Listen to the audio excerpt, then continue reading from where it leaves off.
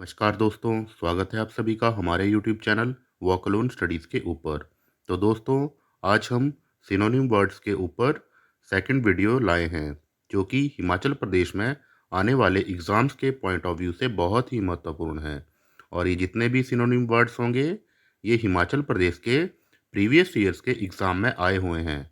तो चलिए दोस्तों, शुरू करते हैं आज की वीडियो।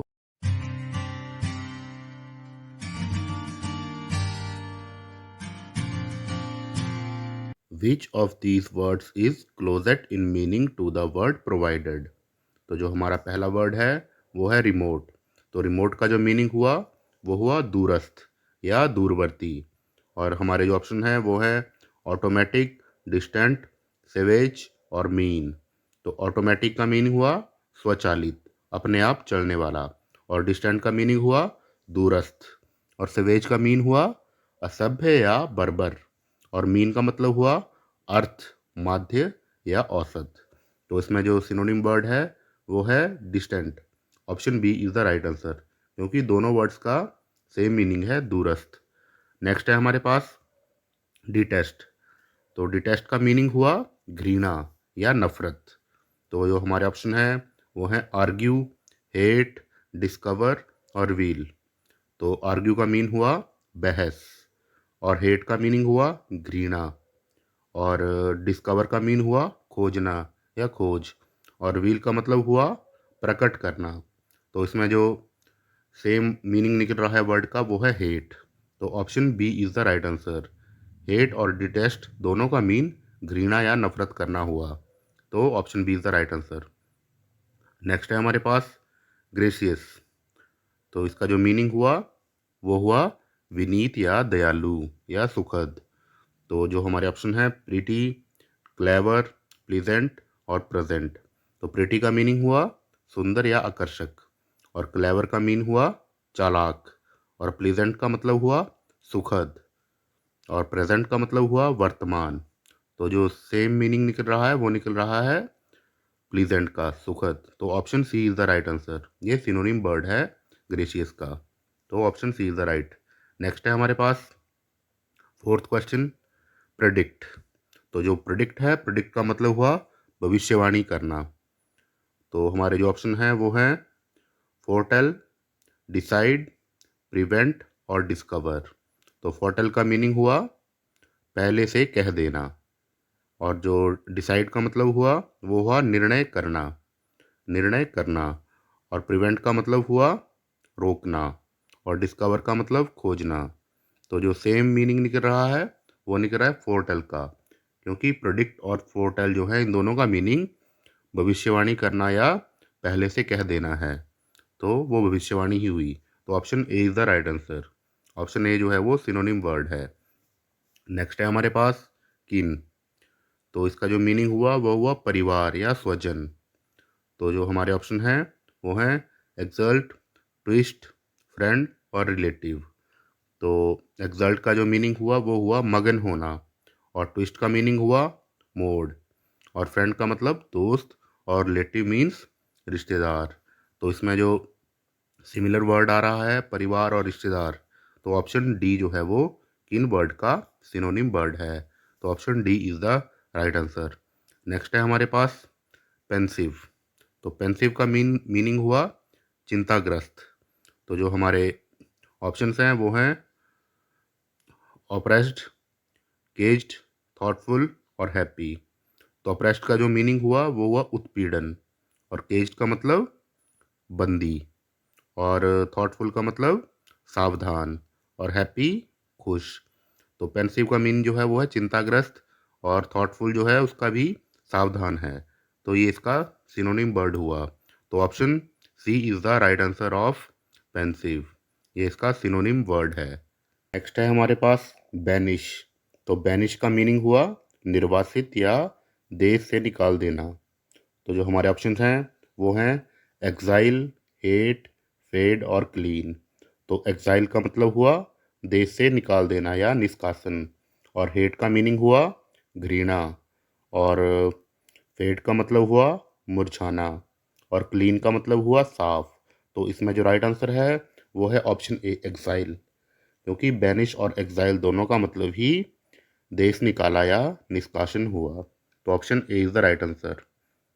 नेक्स्ट है हमारे पास फ्रॉड।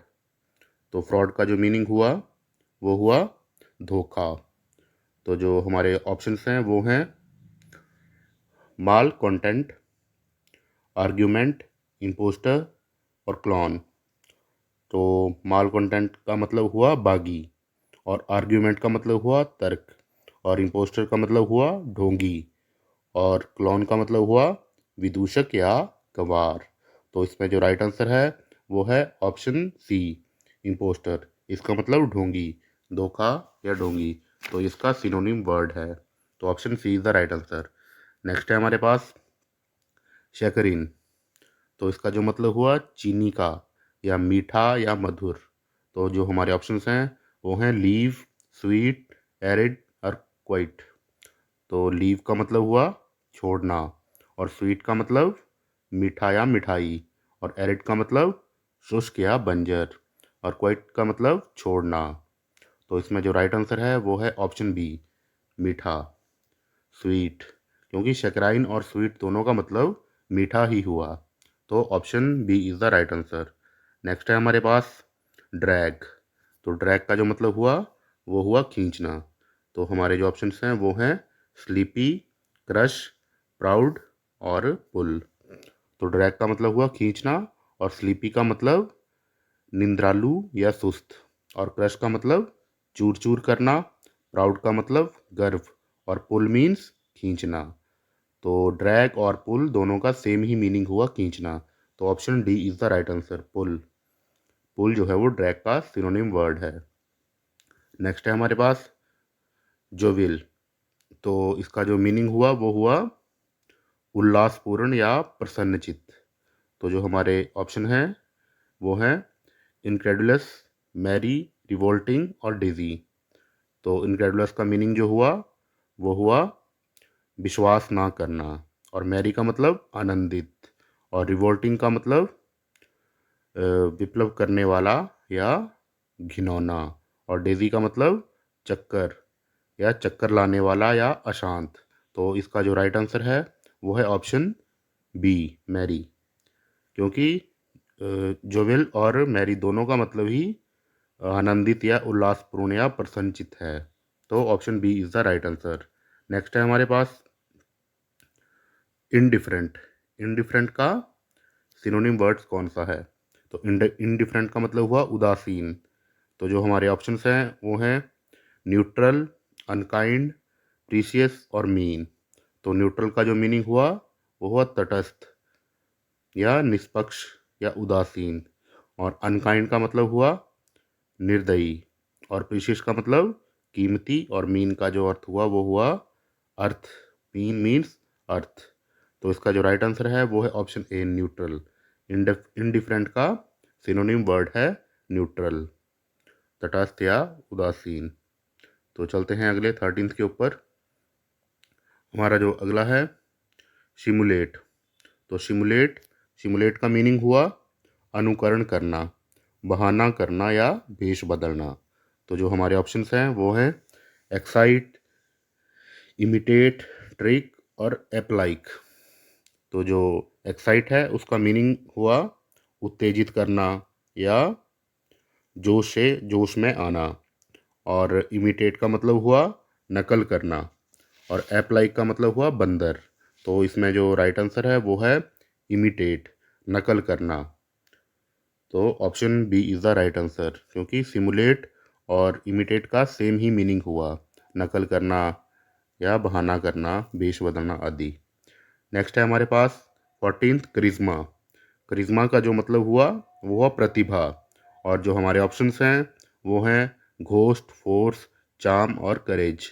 तो घोस्ट का जो मीनिंग हुआ वो हुआ भूत, और फोर्स का मतलब बल या शक्ति, और चार्म का मतलब आकर्षक या मोहकता, और करेज का मतलब साहस। तो इसका जो राइट आंसर है वो है ऑप्शन सी, चार्म। करिश्मा और चार्म दोनों सिनोनिम वर्ड्स हैं। नेक्स्ट है हमारे पास अपोर्चन। का मीनिंग हुआ बांटना या भाग करना। तो हमारे जो ऑप्शंस हैं वो हैं डिवाइड, डिसाइड, कट और स्केबल। तो डिवाइड का मीनिंग हुआ विभाजित करना, और डिसाइड का मतलब हुआ निर्णय करना, कट का मतलब कट गया या कट, और स्केबल का मीनिंग हुआ झगड़ा या लड़ाई। तो इसका जो राइट आंसर है वो है divide. Divide option A is the right answer. Apportion और डिवाइड दोनों का सेम ही मीनिंग हुआ विभाजित करना या बांटना। तो option A is the synonym word of apportion. Next है हमारे पास जेनरिक। जेनरिक का सिनोनिम वर्ड्स। तो जेनरिक का मीनिंग हुआ सामान्य या व्यापक। तो हमारे जो ऑप्शंस हैं वो हैं जनरल, चीप, फ्रेश और एल्डरली।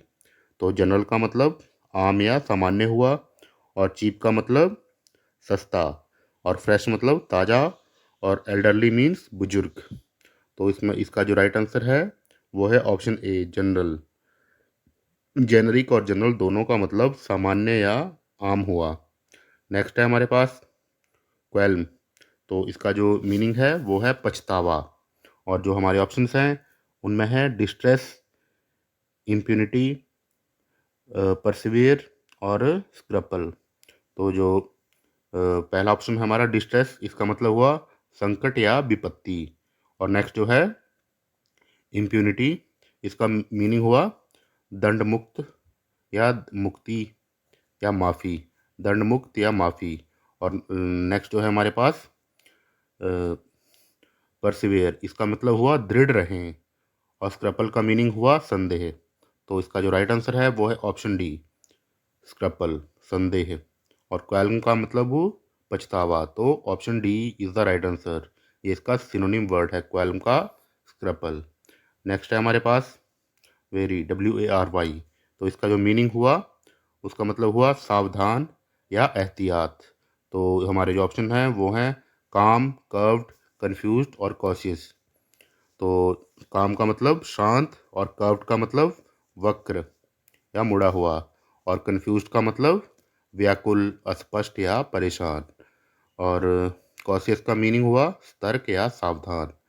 तो वेरी और कॉशियस का मीनिंग सेम ही हुआ, सतर्क या सावधान। तो option D is the right answer of 18th question very.